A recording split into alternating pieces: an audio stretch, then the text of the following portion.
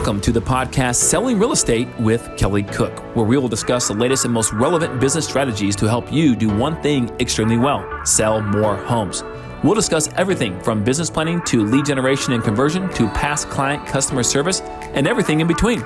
Join us for authentic conversations and nuts and bolts takeaways you can implement into your business today. And now, Selling Real Estate with Kelly Cook. Hello, everybody. Good morning and welcome back, or good afternoon, good evening, whenever you're choosing to listen to the podcast. I hope you're having a great time. And we are back with another episode of Selling Real Estate with Kelly Cook.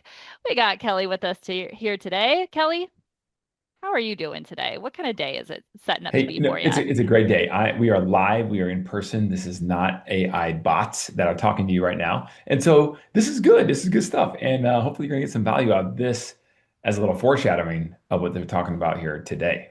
Yes, you are listening to real life people talking to each other, talking to you. And interestingly enough, we're going to talk about AI today. We are not AI, but it is something that, I think they already are creating like AI podcasts and things. You might have seen some of that. I think they're doing some of that.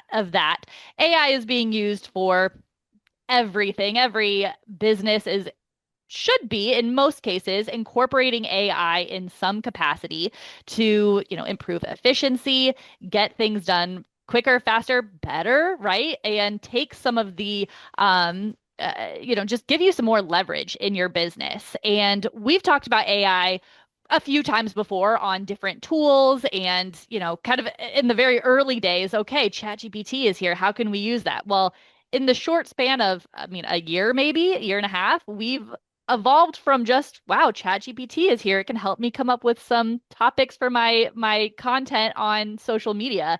And where we are now, it's been a fast acceleration, and there are so many new things out there and different ways that you can use it in your business. And we want to talk about that today because it's something that Kelly's been diving into quite a bit lately. So Kelly, what's the new word on AI for real estate agents?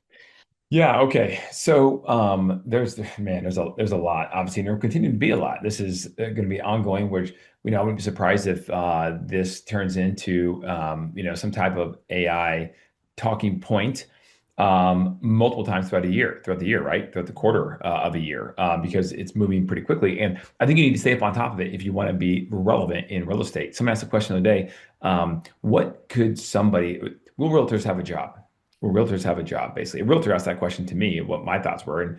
And my thought is, yeah, I do. 5 years from now, 10 years, 20. Who knows in 50 or whatever, right? But really, who knows in 20? But like the reality is, I'm betting on the fact that yes, realtors will have a job of being a realtor. I just think that you're looking at the economics of the position that could, the industry, the role could be different, meaning primarily compensation.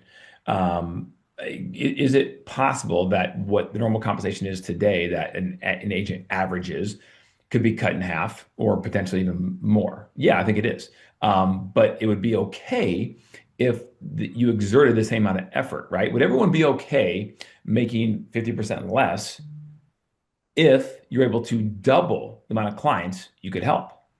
Because I'm not a mathematician, but that still equals the same amount of pay you're making today. And that's the concept, right? And so I think the people who say, I embrace that, I get that, it means there's a learning curve, it means I have to adapt. I'm cool with that. And that means that I will adapt and survive, right? But a lot of people won't do that. And I know they won't because I rode this whole thing down in 2007 when the market actually took an absolute nosedive in the Great Recession. And I did my first short sale in 2006 and people were not willing. It took a solid 3 years, at least, maybe even 4, before people started, realtors who realized this is not going anywhere. And I had a great retrain in 05 and 06 of the market doing really well, 04, 05, 06.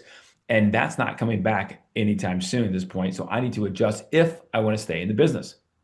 Now, fast forward that to today. I think you're in a very similar situation. It just looks different for our industry.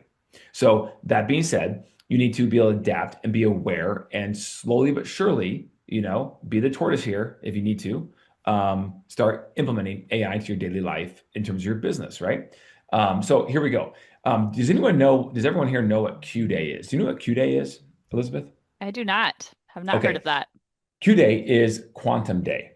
Okay. And defined, it is the future anticipated date when powerful quantum computers will be able to break current encryption methods, endangering cybersecurity all across the globe. Okay. Okay. Because they'll be so powerful, thanks to AI, that this will be a problem.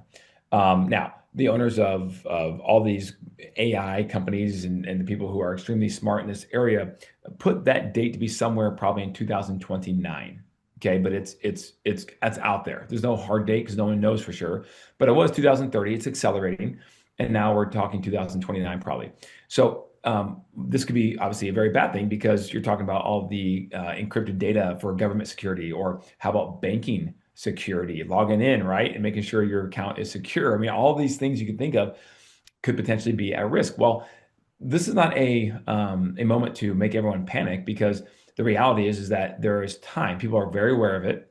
There's time, and the concept is to then make AI, the good side of AI, work to be able to prevent this potential bad side of AI if the wrong people get this type of powerful, information in their hands, data in their hands, methods in their hands, hackers, etc., and combat it. So that when that day comes, there'll be a method to combat it, right? And they're already working on that. Okay, so but it's out there. This is how powerful this AI is. So I want to just say that so everyone takes a deep breath and goes, "Whoa, okay, this is interesting. This is a real thing." So whether I like it or not as a realtor, there's bigger macro issues here on the line. But assuming that all works out and you stay in tune as to what AI is doing over the course of the next several years, how can I use it for my business in real estate? Okay. I had a chance to be in a mastermind with a guy who lives in the UK, who used to be a Google head of Google, like AI or Google tech, and now he's a futuristic AI speaker. He's a keynote speaker at many different conferences. He is a venture capitalist in AI companies. He knows a lot about it. And here's how we broke it down, guys. This is the part I want you guys to not miss. He broke down AI currently into these three different buckets. The first one is called Enable. Now, Enable is taking about 10% of the entire benefit AI offers and using it for 10% of the benefit. And what that it would be is how most of us are using it today. We're going on ChatGPT, we're going on Claude, Gemini, we're just searching for things. We're searching things, looking up things, Asking writing blogs. questions. Yeah. Yep, write this email for me, whatever, right? Change the tonality, all that stuff, right? That's cool. That's 10% of what it can do today already. Okay, that's how the vast majority is, and we think we're using AI at a semi-high level. No, we're not. Okay, group number two is called re-engineering. This is probably 20 to 30% of the benefit of AI in this category.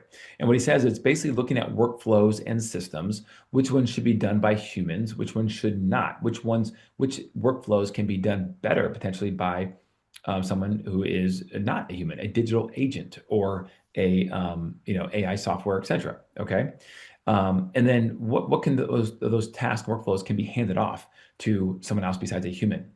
Okay, number three, this is the big one, and very few of us are doing number two, re-engineering. Okay, and because you know why? And I'm guilty of this too, guys, because it takes time to sit. Keith Cunningham, I think his name is. He's the author of The Road Less Stupid, which is a great book, The Road Less Stupid. If you haven't read it, read it. But he talks about these simple things when it comes to investing in business and that kind of stuff. And he says at the end of every chapter, he says, now, something like this. Okay, now go to your thinking chair, think, and take notes. You will thank me later, right? So take what you just learned, stop, breathe, pause, go debrief, right, with yourself.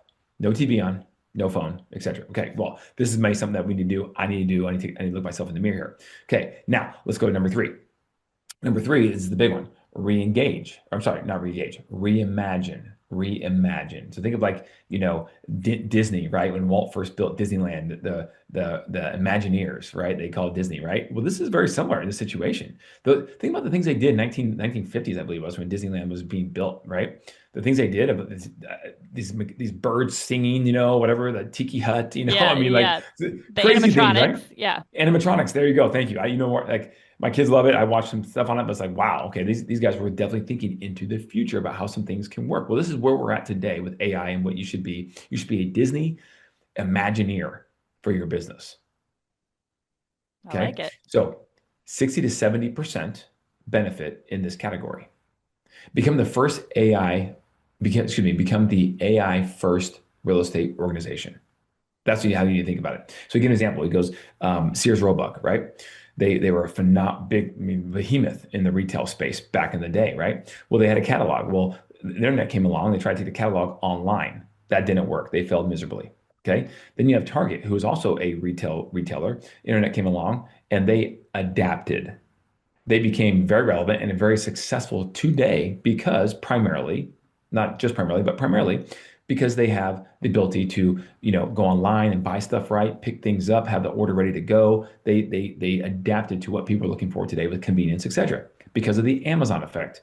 Now, Amazon is all online, and then they're using AI now too as well, right? So it's this staggering of the things that people need to do in the future. But he said, become an AI company first.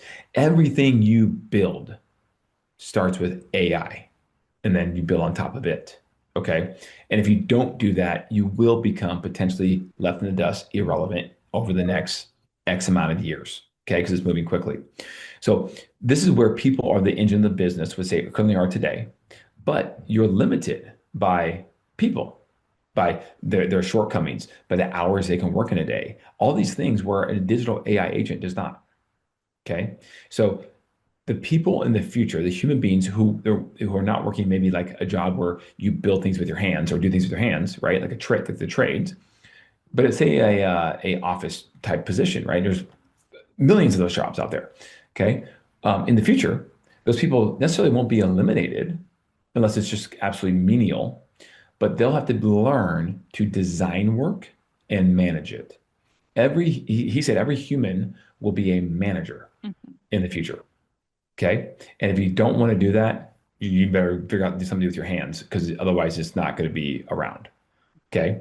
And so that's where this is going. So the question becomes, someone asked the question, I thought it was a good one, but the question becomes, how do I scale? He said, this is how we should be thinking. How do I scale super high touch white glove service?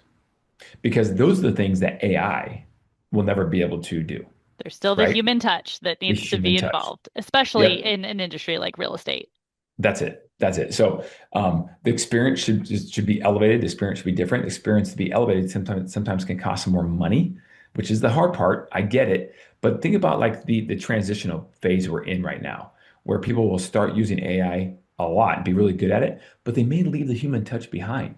And that's where if you can have a little bit of both, because you're AI first organization, but you're not just all AI, you can really start to thrive, right? Especially as it transitions to where the people who don't do it at all will be left behind. So, guys, and I'll leave it at this. I think this is really, really good. But Claude right now seems to be the front runner, right? And understand that my limited knowledge of this, right? Limited knowledge. A lot of these Gemini, Claude, more of a closed source AI, whereas ChatGPT is open source. Okay. And here's the problem I learned too with this, guys, is that open source AI, if if fallen into the wrong hands, can be really, really bad. And even there's a big real estate influencer who just spoke on this the other day, and he said that Sam Altman cannot be trusted. He's the owner of ChatGPT, right? Yeah. He He is said all some about crazy things. If you yes, ever and go he is listen to him talk. exactly. So if you haven't, wake up because he is not for the good of humanity. And remember, what he's building is all open source. So the thing about the evilest person in the world gets a hold of it, look out, right? And so the good thing is like the owner of Anthropic, which did Claude, which has Claude. He used to be with open source ChatGPT. He left because of the methods and things they were doing. He completely disagreed with. So think about that. And so now hopefully you kind of hope that the good guys are always ahead of the bad guys, right? So hopefully, I'm not saying, I'm just generally speaking here, hopefully the good guys remain ahead of the bad guys here. Otherwise, it could be interesting well in the realm of just the world, not just real estate. Yeah, absolutely.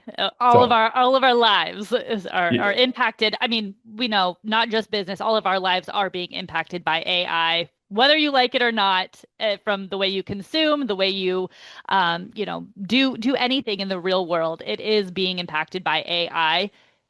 Might as well bring that power into your business. In fact, you need to, right? You have to keep up with kind of the rest of the world. Imagine being an agent who never once wanted to use the internet. Where would you be right now? And There you go. I'm sure there were some who had, their Rolodex and The probably MLS didn't, book. the MLS book, and probably didn't fare very well, Right. after. So same kind of situation happening here.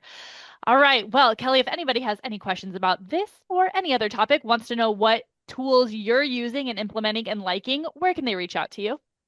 Yeah, reach out to me at Instagram. I love that platform, right? Follow us there at Kelly Cook Homes. All right, everybody. Make sure you tune in next week for another conversation, and we'll see y'all then. Bye, Kelly. See you, Elizabeth.